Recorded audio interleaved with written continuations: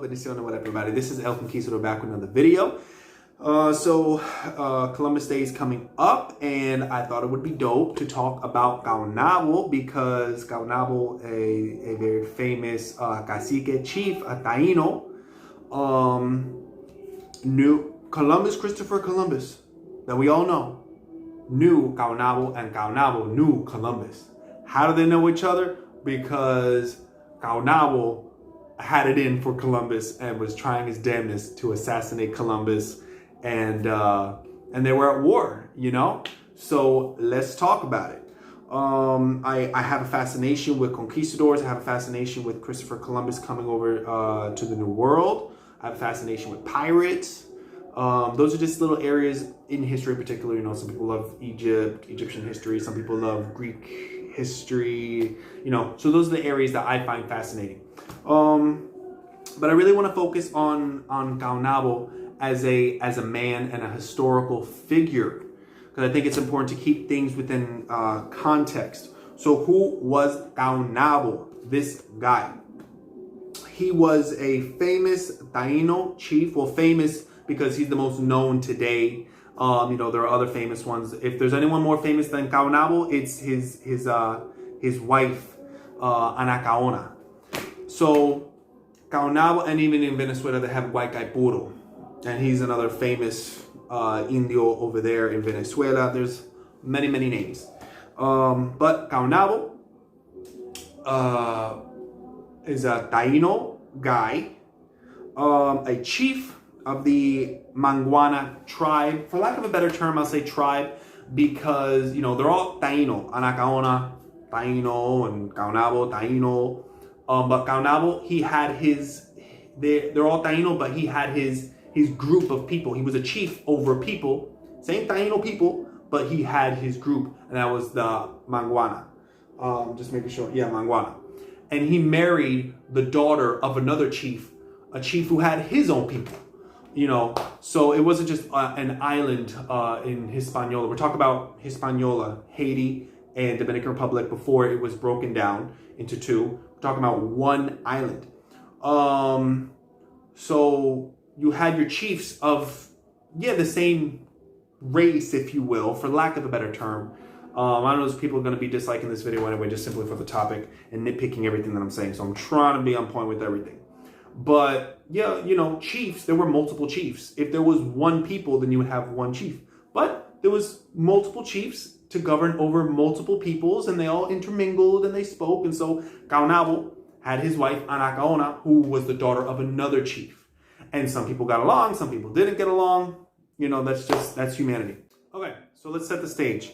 We're talking about December 25th, 1492. The Santa Maria ship is shipwrecked.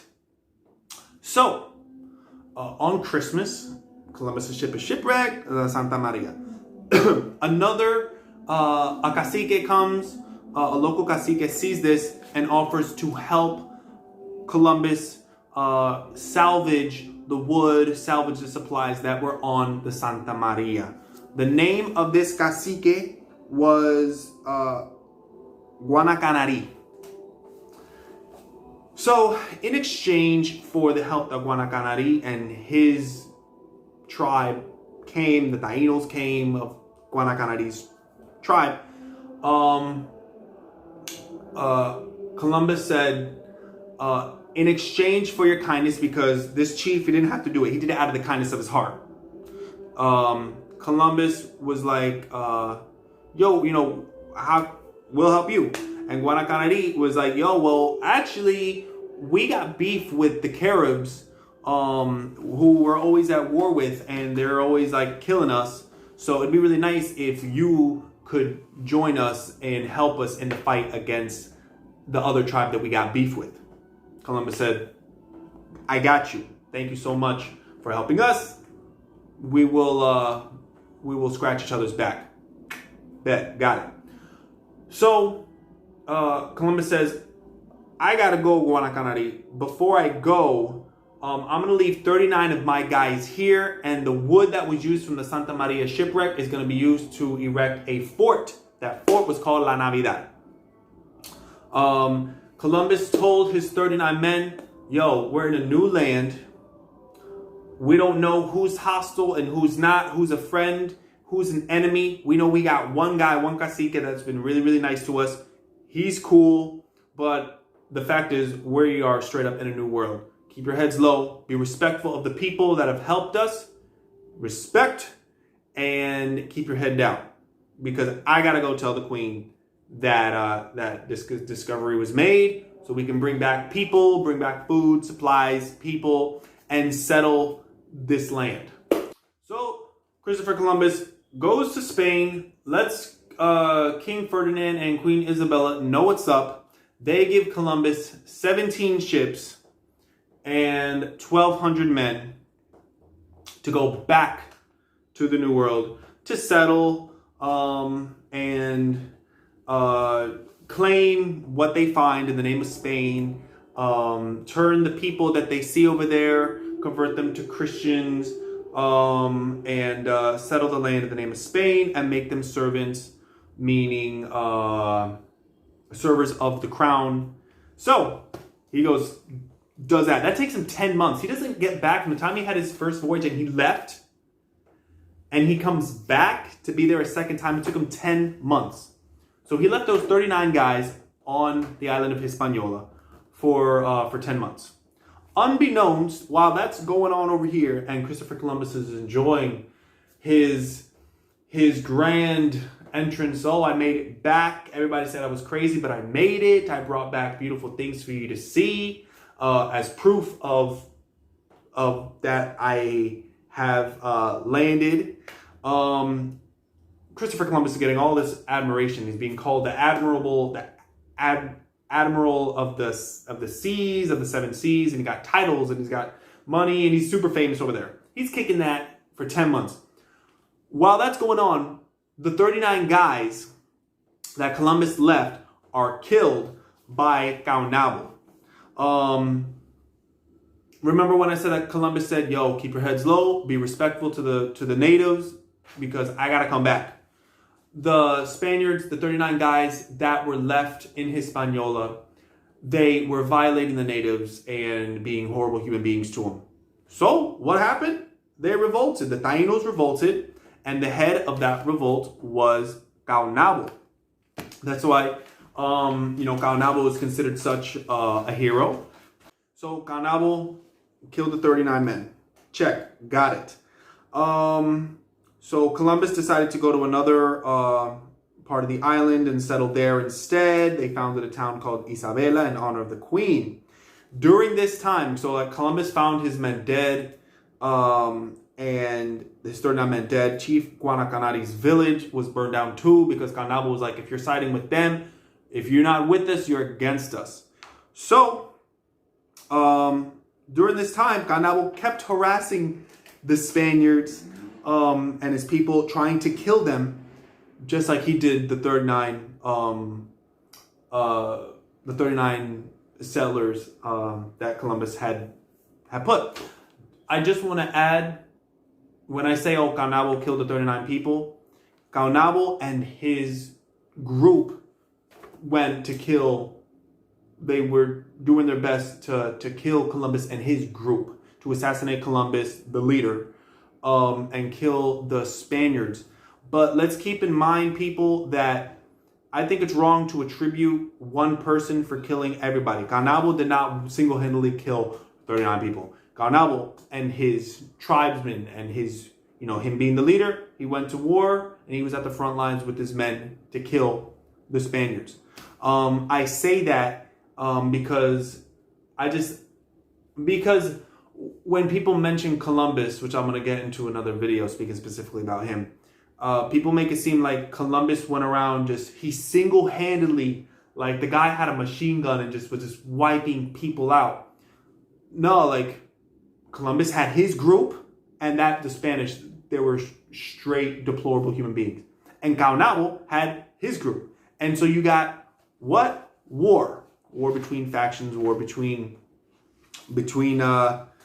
what Caonabo saw as invaders who were being deplorable people and destroying his Taino people. And you got the Spanish who were just being dicks. But Christopher Columbus did not single-handedly just take out millions of people and all this single-handedly. Let's keep that in mind. What else? Okay, so Caonabo continues to harass Columbus. Was killing Spaniards. So Columbus left Hispaniola to keep exploring. And when he returned to Hispaniola, he again found the island in turmoil. This is after 39 men died. Caonabo is just wreaking havoc on the Spaniards. The Spaniards once again disobeyed Columbus's orders to respect the natives and have peace. We already got 39 guys dead. Can we just keep the peace? That's what Columbus was telling his boys, the Spanish guys. Remember, he brought 1,200 over. The Spanish were disobeying Columbus's orders to keep the peace. And again, the caciques started to kill the Spaniards in retaliation for what the Spanish were doing to the Tainos. Columbus arrested some of these chiefs and Tainos to stop the bloodshed, and took some of the Tainos as prisoners. Now, in retaliation of that, now Caonabo was sought out and made more allegiances with other caciques on the island, with the Tainos, to once again go to battle and kill Spanish people, with the exception of Chief Cacique Guanacanari, who remained Columbus's ally. And Guanacanari had asked Columbus to help him fight Caonabo too. He had his own personal vendetta because Caonabo had killed one of his wives and had kidnapped another one. So just Caonabo was just reaping havoc on, if you're not with me, you're against me. So he was even getting into bloody battles with destroying Chief Guanacanari's, Cacique Guanacanari's people too. So Caonabo was an incredible warrior, an amazing strategist.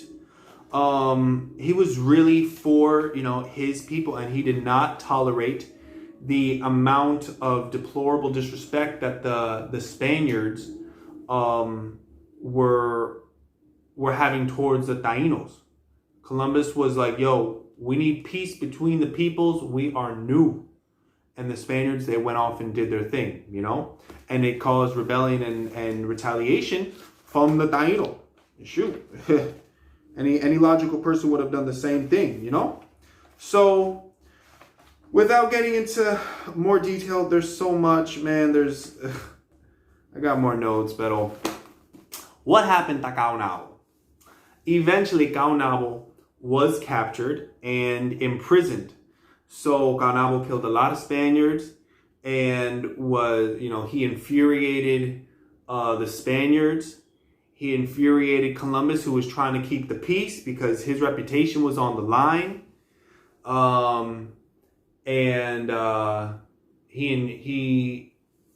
He got captured, unfortunately.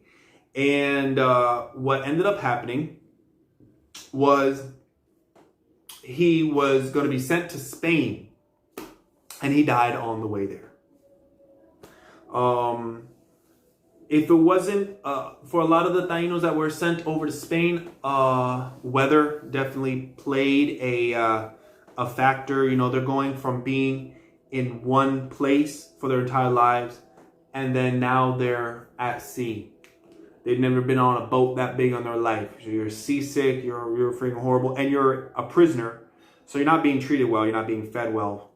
And if you do make it to Spain to be, you're a prisoner of war, and you do make it to Spain, then you're just treated like a circus act, something to gawk at. But he did not make it. He never made it to Spain. So that's the ending of Caonabo's tale. But Caonabo was a chief. He was a leader. He was a rebel.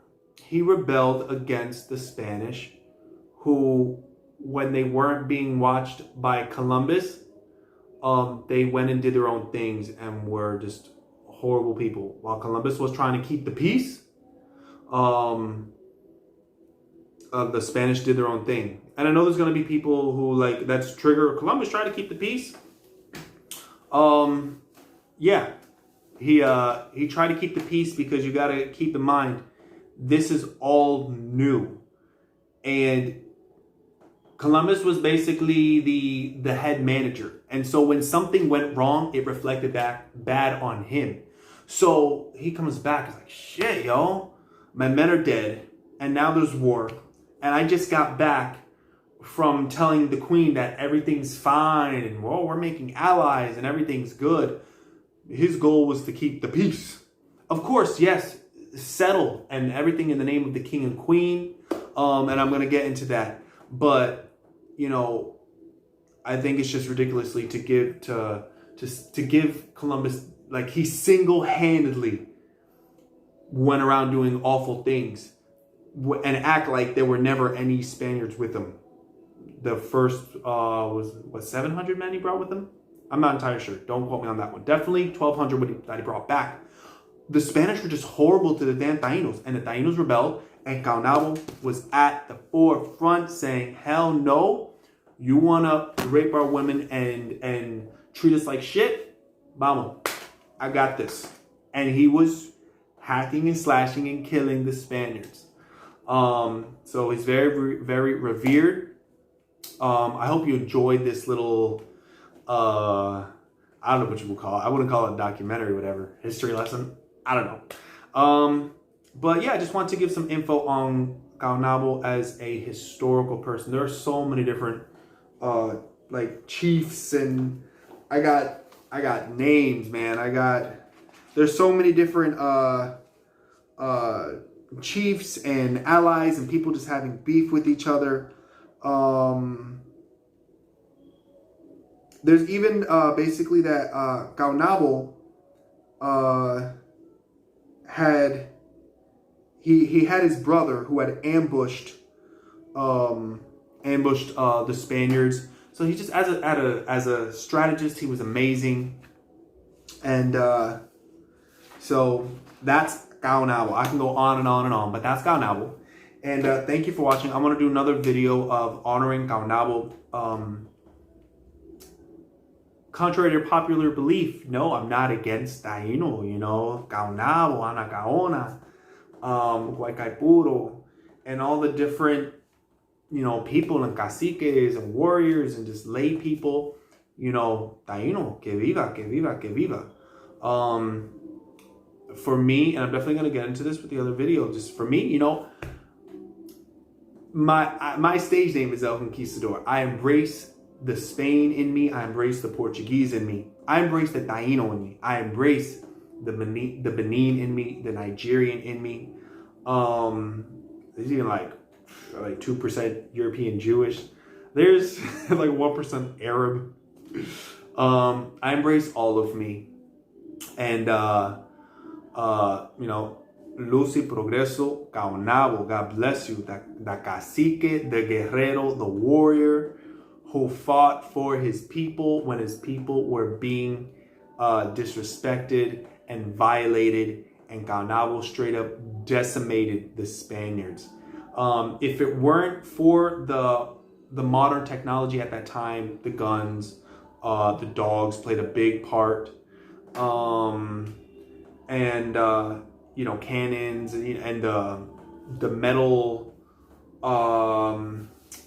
What's the word escape me? You know, just the armor. If it weren't for that, if it was on the same playing field, if it was bow and arrows and rocks and the technology that the Tainos had, I think the story would have ended at a long time ago. There was a bunch of Spaniards and one guy named Christopher Columbus, and they all got decimated by Caonabo, and that would have been it. You know, unfortunately, that's not the case. you know, one side won, one side lost, and now we're here, you know? So we're talking about something that happened 500 years ago. Oh, and the year Caonabo died was 1493. It only lasted a year. You know, from the time that he got back, he got killed that same, you know, within a year's span. So from, you know, he came back 1493 and he died. So I hope you guys enjoyed the video. God bless. Peace. Oh, and let me know what you guys think in the comments. Agree, disagree, like, dislike. I know I got hella dislikes on the last video. I'm expecting hella dislikes on this video. But do me a favor. Don't just leave a dislike. Tell me what you didn't like. Tell me what you did like. You know, please enlighten me. Enlighten us. You know, so God bless. Peace out. And subscribe, yo. Don't just watch, subscribe.